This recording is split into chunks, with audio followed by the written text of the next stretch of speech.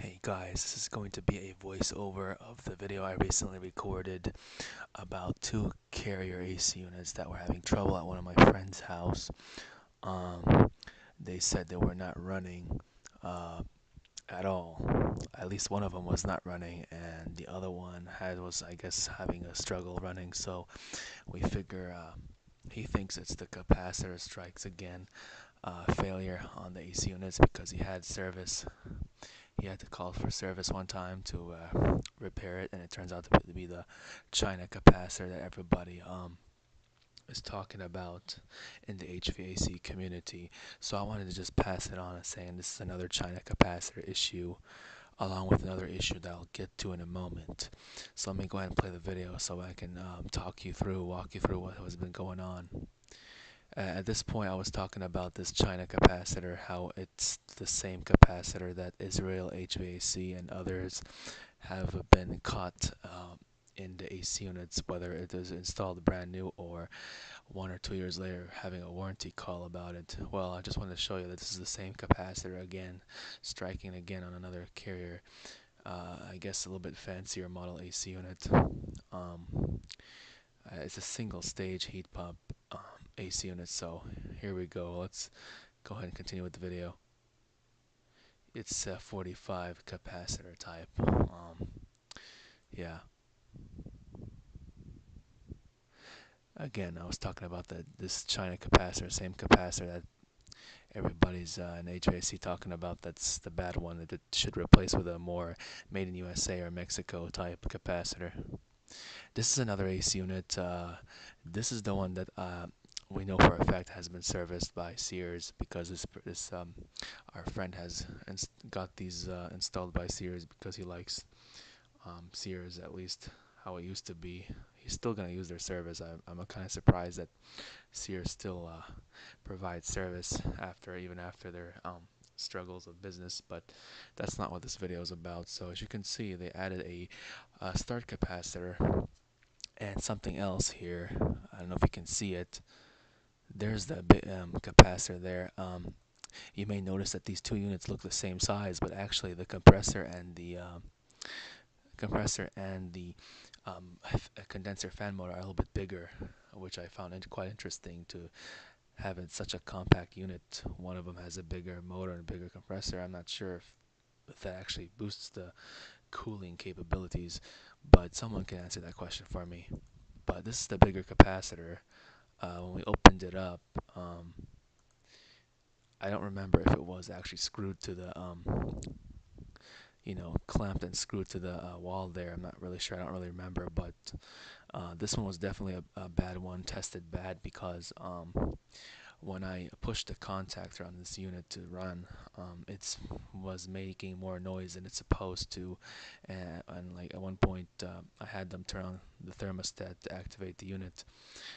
So that it can go in AC mode, and the fan literally struggled to start. I had to take a stick and give the fan a boost to start, and it's a pretty big fan. It's like 24 inches, I think, fan blade condenser fan. So yeah, I definitely needed a boost. So definitely the fan side was bad, and no doubt the compressor side was also bad because when I put my hand on one side of the unit to put some weight, the other side started to vibrate and make a loud noise that normally you don't expect to hear from a carrier because it's a more quality unit. But because of the China capacitor, it's caused it to make more noise than normal. As soon as we replaced it, man, what a difference! It sounded way better.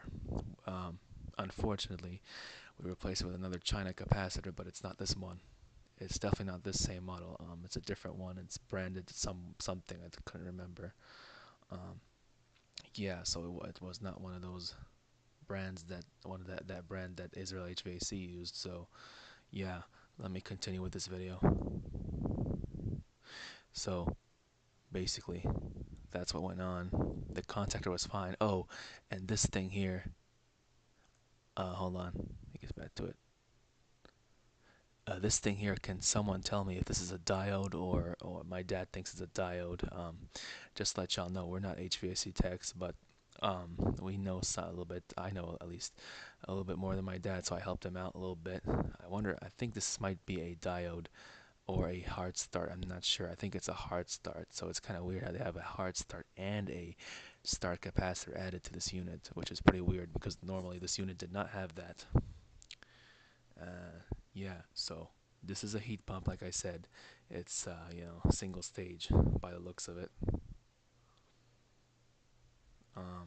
The start capacitor tested fine, and you can see the it's a carrier. It's a washed up logo. I don't know how many years. I think it's like 5 years old or something. There's the other one. Of course their breakers are off right now, so they're not running. One of them is tripped on. You can see the circuit board for the heat pump. Yeah, but I had to do this voiceover because I said stuff in the video that was not true. Because I later found out that it wasn't the case. So going back to this other unit that I showed here. Hold on 1 second. That's the first one. Going back to this unit over here, that the first one we saw in the video with when I showed you the first capacitor, the lower rated one, that's the 40/5. This one, the capacitor is actually fine. It turns out that there's the water float switch. The water float switch prevented the outside unit from turning on. So the thermostat was sending a call to both the furnace and the outdoor unit to turn on in AC mode. I think only the furnace came on, but the outdoor unit did not come on because of the overflow of water.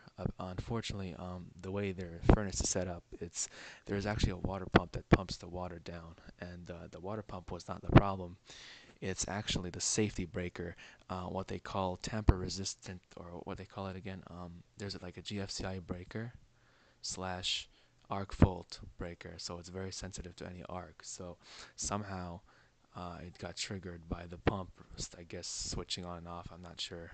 I call it the extra safe breaker, but they call it arc fold breaker slash GFCI. So I don't know which exactly triggered, but I think it might have been the GFCI because it detected some water somehow, and it just tripped the breaker, causing the pump not to run. And because the pump's not running, well, the water can't go anywhere because the gravity, unfortunately, it needs a push from the water pump to get all the water outside. So that's what happened to this one unit here and here. That's why it was not running. But we decided to replace the capacitor anyway because I told my dad this is the same China capacitor that the HVAC people have been talking on YouTube. So I might as well save our friend the pain from having to call service again. Since we got the capacitor, I might as well replace it.